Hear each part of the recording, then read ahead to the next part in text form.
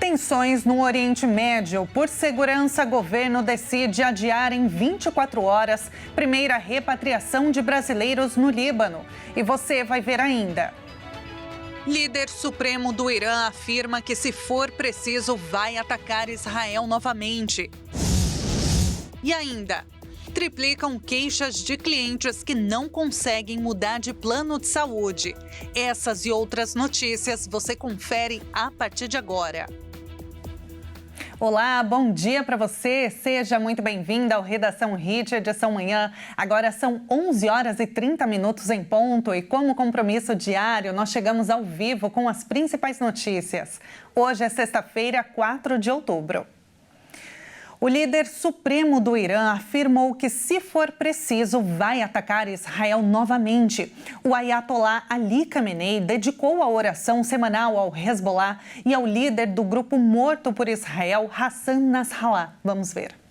O Ayatollah Ali Khamenei falou que o ataque iraniano de terça-feira a Israel foi a punição menor e completou que, se for preciso, vai atacar o país novamente. Em discurso em Teherã, o líder disse que a ação das nossas forças armadas foi legal e legítima. Khamenei dedicou grande parte do seu discurso ao Hezbollah e a Hassan Nasrallah, que foi assassinado por Israel em Beirute há uma semana.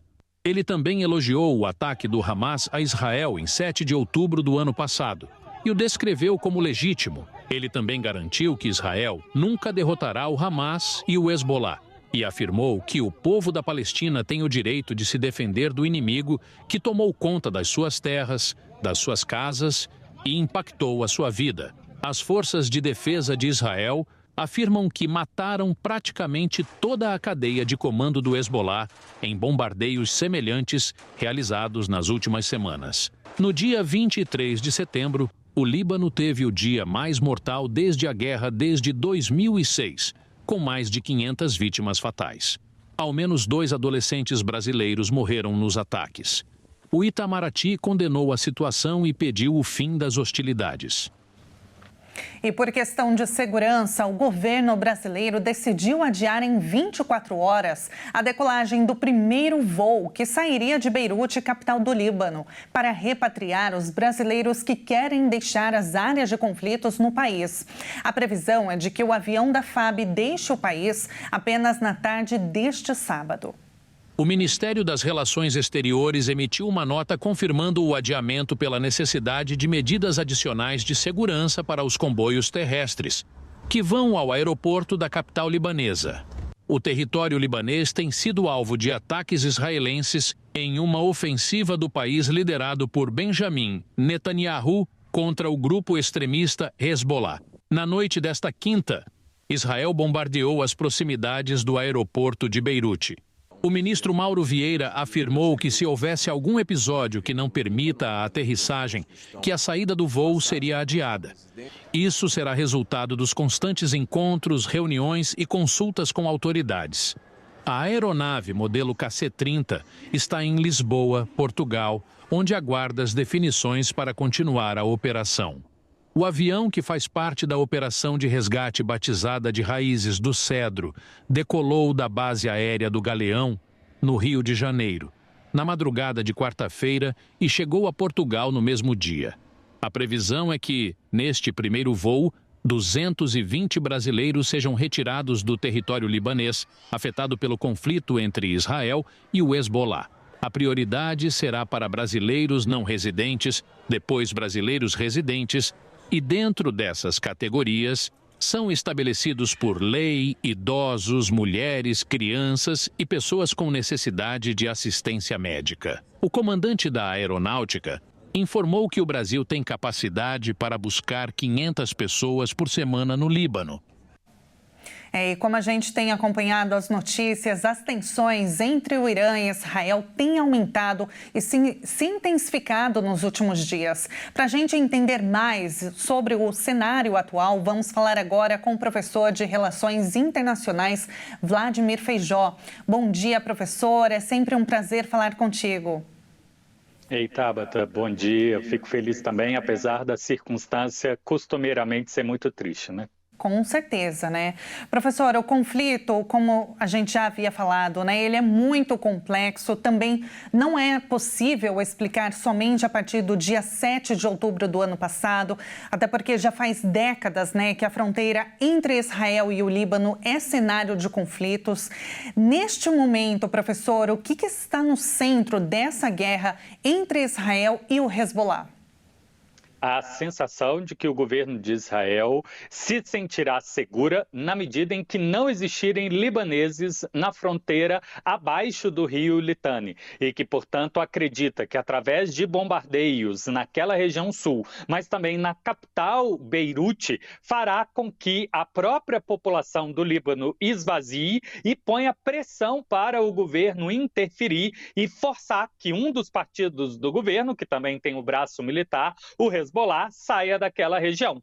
Por outro lado, o povo libanês unido no seu direito de existir e questionando historicamente por que Israel tem o direito de ser o único país do mundo que não afirma suas fronteiras e que constantemente argumenta que poderiam ser maiores, negando a existência do direito dos outros. Portanto, a falta de negociação e esse jogo de empurra, né, causando insegurança de um lado para o outro. E muitas vítimas, né, acabam perdendo a vida, né? As pessoas, os civis, acabam perdendo a vida diariamente. É muito triste esse cenário. Agora, professor, o governo de Israel declarou o secretário-geral das Nações Unidas, Antônio Guterres, como persona não grata, não grata. O que isso significa na prática? E essa declaração, ela tem algum impacto nas resoluções da ONU, visto que o país ele se autodominou um Estado independente em maio de 1948, após uma resolução da própria ONU em 47. Pois é, persona non grata significa alguém que não pode estar no território.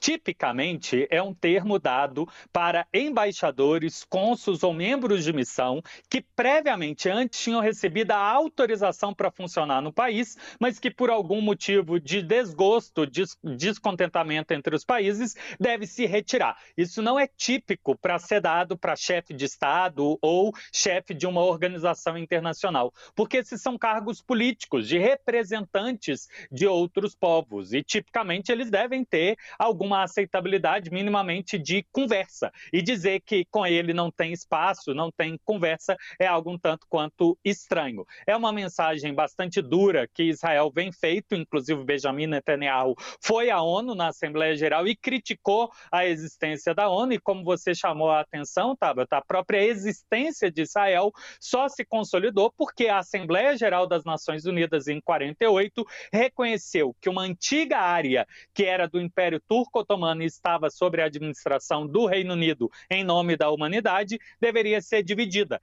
particionada, um pedaço para o povo judeu, perseguido pelo Holocausto na Europa ao redor do mundo, e outro pedaço para a população que ali resistia, hoje chamada de palestino. Então, é um quê de desrespeito à própria organização que materializou o direito de Israel existir. Professor, e aí no meio disso tudo, né, como a gente viu anteriormente, o avião da FAB que vai repatriar os brasileiros, ele segue atrasado. A Força Aérea Brasileira decidiu adiar em 24 horas, né, a decolagem do primeiro avião com cerca de 240 brasileiros por uma questão de segurança em Beirute. Há ainda 3.000 pessoas na fila para voltarem ao Brasil. Na sua avaliação, professor, o governo ele tem respondido bem aos cidadãos brasileiros que estão na região? É dos poucos países do mundo que mantém uma repatriação gratuita, um sistema da diplomacia aberta, porém fica à mercê do governo local e dos que estão combatendo o governo local, no caso de Israel, para conferir mínima segurança para que os brasileiros que moram ao redor do Líbano possam se deslocar para o aeroporto, ou mesmo em Beirute, como também que o espaço aéreo esteja seguro de que não haverão ataques. Portanto, é uma negociação difícil. Essa madrugada viu-se essas bombas de 1 tonelada e 500 quilos explodindo, bairros inteiros próximos ao aeroporto, perigando, né, não ser alvo certeiro e prejudicar a própria pista de pouso. E se o avião estivesse ali, a gente ia perder essa infraestrutura, essa aeronave que será necessária para fazer múltiplas idas e voltas e resgatar os brasileiros. A outra alternativa seria um resgate por mar, mas esse, por enquanto, também não está sendo negociado, porque é muito mais demorado. Então, se imagina que, se obtiver o mínimo de segurança, poderá, daqui a um dia, isso ser reestabelecido. Tabata, se me permite rápido comentário, eu tenho só medo, porque a gente vai completar um ano dos atentados de outubro que iniciaram tudo isso, e 5 dias depois do ataque do Irã, no dia 1º de outubro, e em abril foi esse tempo que demorou para Israel responder ao ataque. Então, é um final de semana muito perigoso e que espero que tenha condição, sim, de começar a resgatar os brasileiros. Com certeza. E, professor, eu quero trazer um dado agora. É muito chocante. No ano passado, os gastos militares globais registraram um maior aumento percentual desde 2009. Isso de acordo com o Instituto Internacional de Pesquisa para a Paz de Estocolmo, com 2,4 trilhões de dólares impulsionados por conflitos em andamento e também as crescentes tensões geopolíticas em várias regiões do mundo, como a gente tem visto na Ucrânia, com a Rússia e agora no Oriente Médio. Por outro lado, mais de 735 milhões de pessoas enfrentam a fome. É muito triste, né, professora, a gente ver países se debruçando numa guerra, gastando trilhões de dólares em armamentos, mas a fome que afeta milhares de pessoas ao redor do mundo não é resolvida. E aí sempre tem alguém ganhando com guerra, né, professor? E é exato, é essa contradição que se fala muito de austeridade fiscal, responsabilidade para não endividar, mas aparentemente para a guerra o gasto é interminável. É uma questão mesmo ideológica de que para demonstrar força não deve ter limite, inclusive endividar. Não só a presidência do Brasil, mas múltiplas outras lideranças aproveitaram o púlpito ao longo da semana passada na Assembleia Geral das Nações Unidas para chamar a atenção exatamente desse ponto. As metas do milênio sustentável, a Agenda 2030, deveriam estar melhorando, reduzindo pela metade os problemas. Mas os dinheiros não estão sendo alocados para isso, porque os países andam numa corrida armamentista ao redor do mundo. Mesmo que o Brasil não esteja com gasto exacerbado no campo militar, ele ainda assim sofre as consequências dos gastos militares e das guerras dos outros, porque a guerra tem outra consequência também, a elevação dos preços, a inflação geral que nos faz gastar mais com coisas que no passado eram mais baratas e que, portanto, hoje estão tornando mais pessoas pobres, porque não conseguem ter acesso a esses bens, a esses serviços, e o Estado brasileiro tendo que atender menos pessoas, porque o pouco dinheiro que tem já não consegue atender o mesmo volume de pessoas. E isso se replica ao mundo inteiro. Professor, muito obrigada pela sua análise, pela entrevista. É sempre um prazer falar contigo, mesmo diante das circunstâncias, né? Falar de guerra nunca é legal, nunca é bacana, mas muito obrigada, professor, pela sua disposição, como sempre. Agradeço também, abraço, bom trabalho. Um abraço, até. Nós acabamos de falar com o professor Vladimir Feijó, professor de Relações Internacionais. E olha, mais de 44 mil brasileiros estão em zonas de conflito no Oriente Médio. O território vive novos capítulos de tensão desde a expansão dos combates entre Israel e Hezbollah, como a gente acabou de falar. A estimativa é de que cerca de 44.120 cidadãos brasileiros estejam distribuídos em 6 países da região de conflito do Oriente Médio.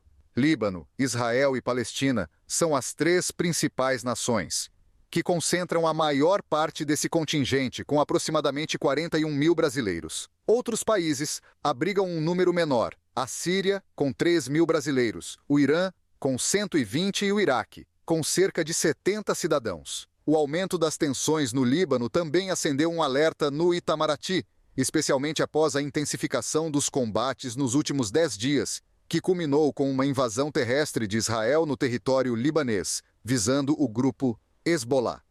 O governo brasileiro já iniciou uma operação para repatriar brasileiros do Líbano, que abriga a maior comunidade no Oriente Médio. A aeronave KC-30 da Força Aérea Brasileira aguarda autorização para pousar em Beirute para conseguir repatriar cerca de 220 pessoas do Líbano para o Brasil, na Operação Raízes do Cedro. Segundo o Itamaraty, mais de 3.000 brasileiros já solicitaram ajuda da representação brasileira em Beirute para deixar o Líbano. Desde o início dos confrontos na faixa de Gaza, em 7 de outubro do ano passado, o governo brasileiro tem se mobilizado para garantir a segurança e o retorno de seus cidadãos. Até o momento, foram repatriados 1.555 brasileiros, tanto de Israel quanto da Palestina, em uma operação que visa evitar que eles fiquem presos em áreas de conflito. E veja a seguir, triplicam as queixas de clientes que não conseguem trocar o plano de saúde sem cumprir carência. E agora, imagens ao vivo na sua tela da capital paulista. Céu nublado e friozinho, 17 graus neste momento. Nós voltamos já.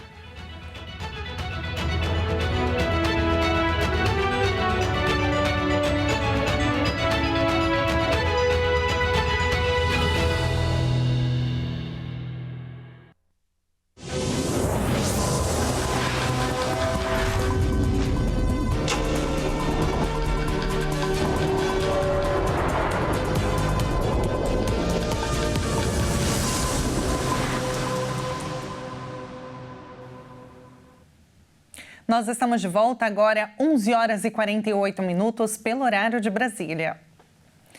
Um incêndio no tradicional edifício de São Paulo, Copan, movimentou o centro da capital paulista nesta quinta-feira. As chamas assustaram as pessoas próximas do prédio e os moradores. As informações são da Agência Brasil. Vamos ver. Um incêndio no tradicional edifício de São Paulo, Copan, assustou moradores nesta quinta-feira. Segundo os bombeiros, o incêndio teve início em um dos apartamentos do Bloco E e se alastrou para uma fenda de dilatação da estrutura do edifício. O incêndio atingiu o 18º e o 22º andar. Até a noite de quinta não havia confirmação de vítimas. O Copan foi projetado por Oscar Niemeyer. As curvas do edifício modelam aquele que é um dos maiores complexos residenciais do país, com 1.160 apartamentos. E olha, triplicaram as queixas de clientes que não conseguem mudar o plano de saúde sem ter que cumprir carência. Advogados afirmam que idosos e pessoas com doenças pré-existentes são os que mais sofrem com a situação. Em 5 anos, triplicou o número de reclamações na Agência Nacional de Saúde Suplementar de beneficiários com dificuldade de mudar de plano de saúde sem o período de carência. Entre janeiro e agosto deste ano, foram 3.748 queixas referentes ao tema portabilidade, contra 1.005 no mesmo período de 2019. Em relação ao primeiro semestre do ano passado, com 2.091 reclamações, o salto foi de 79%. Em nota, a ANS informou que as reclamações têm como base os relatos dos beneficiários e não possuem análise de mérito sobre eventual infração da operadora de planos de saúde ou das administradoras de benefícios. Além dessa dificuldade, advogados também relatam aumento de consumidores que sequer conseguem contratar novos planos de saúde. Em geral, nos 2 casos, o perfil é o mesmo. Pessoas idosas ou com doenças pré-existentes ou que têm dependentes em situações críticas de saúde. A Agência Nacional de Saúde orienta o usuário que estiver enfrentando problemas para realizar a portabilidade para que procure, inicialmente, a operadora pretendida para que ela resolva o problema. A ANS disponibiliza o telefone das ouvidorias dos planos em seu portal na internet. Caso a questão não seja resolvida, registre reclamação junto nos canais de atendimento. E olha, atenção, porque eu quero chamar você para essa notícia. Criminosos estão se passando por funcionários da Caixa Econômica Federal para aplicar um novo golpe, o do Fundo de Garantia. Segundo a Serasa, eles pedem os dados pessoais com a falsa promessa de que vão liberar os saques. Vamos entender. O Fundo de Garantia do Tempo de Serviço, mais conhecido como FGTS, é um benefício trabalhista que tem o objetivo de proteger os trabalhadores em caso de demissão sem justa causa. Como se trata de um dinheiro parado do trabalhador, golpistas usam do recurso para enganar vítimas, prometendo acesso aos valores. O FGTS só pode ser sacado em situações específicas. Além da demissão sem justa causa, o trabalhador pode solicitar o saque para a compra da casa própria, na aposentadoria e no caso de doenças graves. Os empregadores depositam mensalmente uma parte do salário bruto do empregado em uma conta do FGTS, administrada pela Caixa Econômica Federal. Os criminosos entram em contato com possíveis vítimas por meio de ligações ou mensagens, alegando que há dinheiro do FGTS disponível para saque, aponta a Serasa. As mensagens são acompanhadas de sites falsos em que a vítima deve responder a uma pesquisa com dados pessoais. Essas informações são usadas por golpistas para solicitar empréstimos e cartões de créditos e abrir contas em bancos. A Serasa alerta que os golpistas podem inclusive se passar por funcionários da Caixa Econômica, além de pedir dados pessoais com a falsa promessa de liberação de saque do FGTS. Eles podem também pedir que a vítima faça o pagamento para garantir a liberação do dinheiro. Para evitar os golpes, veja algumas dicas da Serasa. Verifique se houve redução do saldo do FGTS no app ou site da Caixa Econômica Federal. Não confie em mensagens de canais não oficiais. Acompanhe o calendário liberado pela Caixa Federal. Use senhas fortes e atualizadas nas suas contas. Nunca compartilhe informações pessoais ou bancárias. E não faça nenhum tipo de pagamento ou transferência de dinheiro solicitado por pessoas desconhecidas. Os saques do FGTS são feitos diretamente entre a Caixa e o beneficiado. E agora, antes de encerrar essa edição de forma mais leve, vamos conhecer uma cidade voltada ao turismo, com uma grande estrutura de atrativos e que muitos brasileiros gostam de visitar. Vamos ver. A 1.000 quilômetros da capital, Buenos Aires, é a porta de entrada da Patagônia Argentina pelo norte e a cidade mais famosa na região dos Lagos Andinos. Com 130 mil habitantes, é um destino de inverno, mas pode ser visitada em qualquer época do ano, pois há muito mais para fazer, além de esqui e snowboard. Bariloche é um lugar com natureza privilegiada e uma enorme variedade de passeios para explorá-la. E agora que a gente conheceu um pouquinho de Bariloche, essa cidade tão linda, vamos com uma câmera ao vivo de lá. Saindo dos nossos estúdios HIT em São Paulo, vamos diretamente para a cidade dos nossos hermanos, em Bariloche. E a gente vai conferir agora na imagem a vista da estação Alta Patagônia, um dos pontos de esqui mais famosos da cidade. E ela é famosa principalmente por ser um dos principais centros de turismo de inverno na América do Sul. E olha só, Bariloche também é bastante conhecida por sua produção de chocolate. Conta com várias lojas, fábricas locais que mantêm viva a tradição trazida pelos imigrantes suíços e austríacos. E assim, com essa vista tão bonita, nós encerramos esta edição. E olha, eu te lembro que domingo, a partir das 17h30, eu e o Alexandre Giaqueto estaremos ao vivo com a cobertura em tempo real das eleições municipais. Muito obrigada pela sua companhia, uma excelente sexta-feira para você. Até mais.